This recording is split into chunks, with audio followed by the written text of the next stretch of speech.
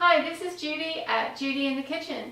Today I'm going to show you how to make some yummy almond crumb scones. To start with, I'm going to let my mixer do the work, and I'm going to add 3 tablespoons of all-purpose flour, 2 tablespoons of granulated sugar. I would add 2 tablespoons of toasted sliced almonds. In this case, I'm going to do a substitution. I actually have some almond meal that I made from almond milk, and I'm going to put about 1.5 tablespoons of that in there. You can go either way. And then I'm going to use 1 ounce or 2 tablespoons of cold chopped butter. And I'm going to let my mixer do the work for me, and I'll be right back. Okay, my crumb topping is made. It is really good. Oh, it looks like fine crumbs. You just let the mixer do the work until the butter is worked in there really well, and it looks like a very coarse meal. Yummy. Now, I'm going to continue to let my mixer do the work, and I'm going to mix up the dough for the almond crumb scones. And I'm going to start with 10 ounces of all-purpose flour. I'm going to mix up my dry ingredients first. I have 1/3 cup of granulated sugar, 1 tablespoon of baking powder, 1/2 teaspoon of salt,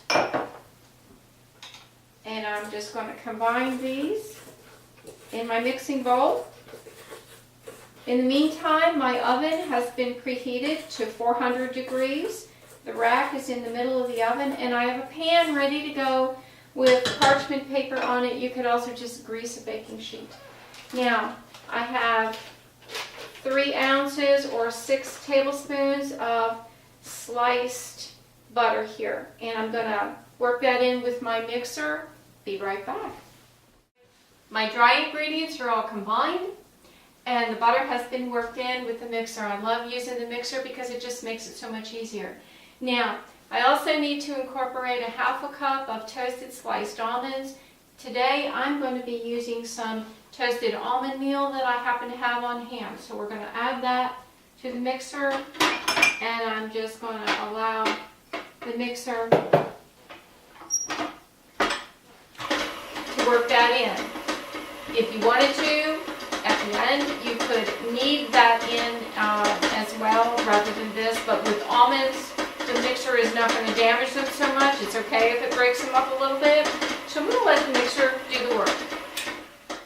Okay, now my dry ingredients, including the nuts, are all incorporated in there. So now I'm going to add the liquid ingredients, which would be 1/2 cup of 1/2 and 1/2.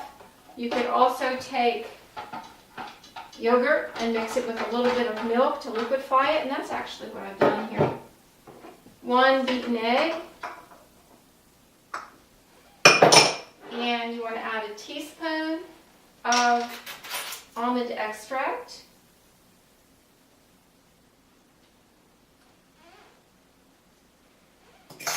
so now I'm going to turn this on and let the mixer do the work again, but I'm going to mix it only briefly, just enough until the dry ingredients are moistened and it starts to pull away from the bowl.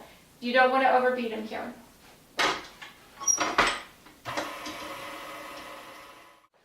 Alright, my mixer has done the work for me. My dough has formed. It needs to be worked up just a little bit on this board. I have a cutting board here that I'm going to use to knead this with, and now I'm going to scoop the dough out of here. You see it's all in pieces. We have to work it together yet.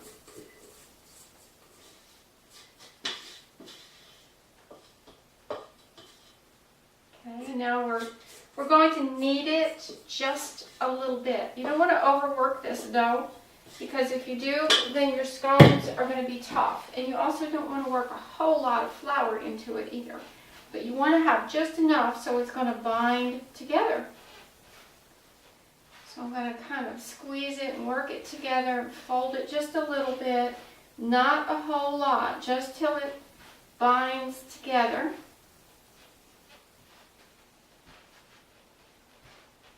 Now I'm going to form it into like a log, a very thick log. And I'm going to roughly cut it in half, because we're going to make a circle out of each half. Now I'm just going to pat it down into a circle, roughly 3/4 of an inch thick. And then I'm going to cut it into 6 triangles. I'm going to turn this over just to make it easy to work with and make sure it's not sticking, which it is not. So you want a little bit of flour on your board, but not a huge amount. Okay, we don't have a huge circle here. We don't need one. You can use all of your dough at one time if you want and have a really big circle and make big scones out of it. I'm going to wind up with 12 medium-sized scones. Now, here's my topping, crumb topping mixture. I'm going to take half of it and put it on here and lightly pat it down so I know it's going to stick to the scones.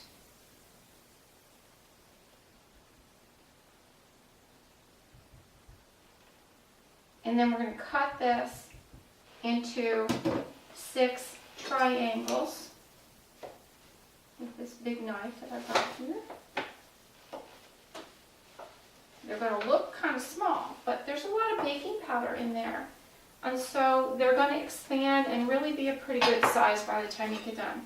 And then I'm just going to scoop this onto my parchment paper lined baking sheet. You could grease a baking sheet if you want. I like parchment paper. When I ran my bakery, I used parchment paper all the time. It is a lot easier to clean up. It's a lot easier to work with. And you don't have a sticky residue on your baking pan. Okay, so now I'm ready to do the other circle. I'm going to do the other circle just like I did that. We're going to bake them at 400 degrees in the middle of the oven for 12 to 14 minutes until they're golden brown. And I'll show you what they look like when they're all done. And here are the finished almond crumb scones. Oh, I wish you could smell it in here. It is heavenly. They came out beautiful. I hope this recipe works for you. These are absolutely delicious. If you like them, send me some comments below. I want to hear from you. Also, check out my website, handmadeinoiowa.com. Look for the recipes page. You'll see lots of recipes and tips and tricks that I have there in the kitchen. And also, check out some of the other things that I make as well. This is Judy at Judy in the Kitchen. Have a great day.